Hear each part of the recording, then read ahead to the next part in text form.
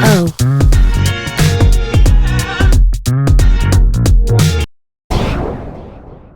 So I hope you enjoyed that 15-second LaCroix commercial that I did.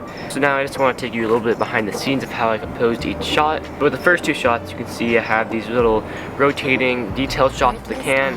For my thought behind those two shots, I really just wanted to focus in on the labeling of the can, and I usually start off with detail shots because that always leads into the big, flying shot or big exposing shot of the product. Really how I did that was, as you can see, I just had the camera pretty close to the can, like 35 millimeters away. I had an empty light on the side of the photography box, and I have an empty light flying over the can. My friend was helping me out with this video, and that shot was really easy because it wasn't too far away, and I could just do it over and over again.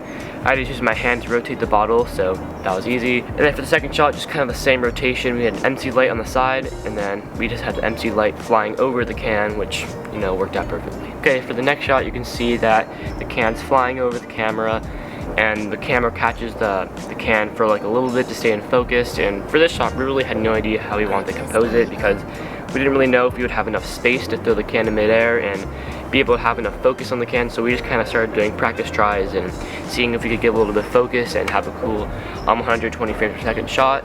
So then after we did it, we found this really good shot where it stayed focused on for like a second and then it went down. So we went with that shot because it worked out pretty good, and that led us right into our next shot where it's the water shot.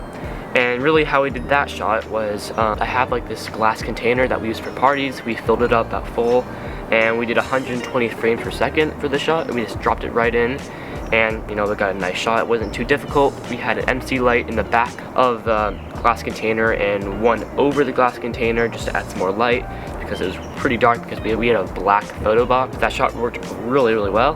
After that shot, you go to the rolling shot.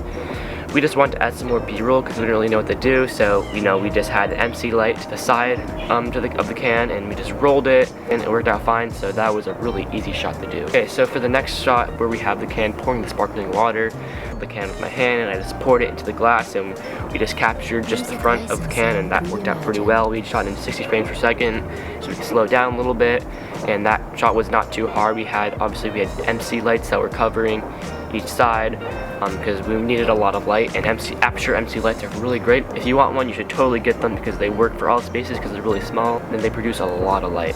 So then after that shot, we just have the close-up of the glass and pouring the sparkling water inside the glass. This was a pretty simple shot. We just had some MC lights again lighting the glass, and those shots really had not too much thinking behind them. They're pretty simple.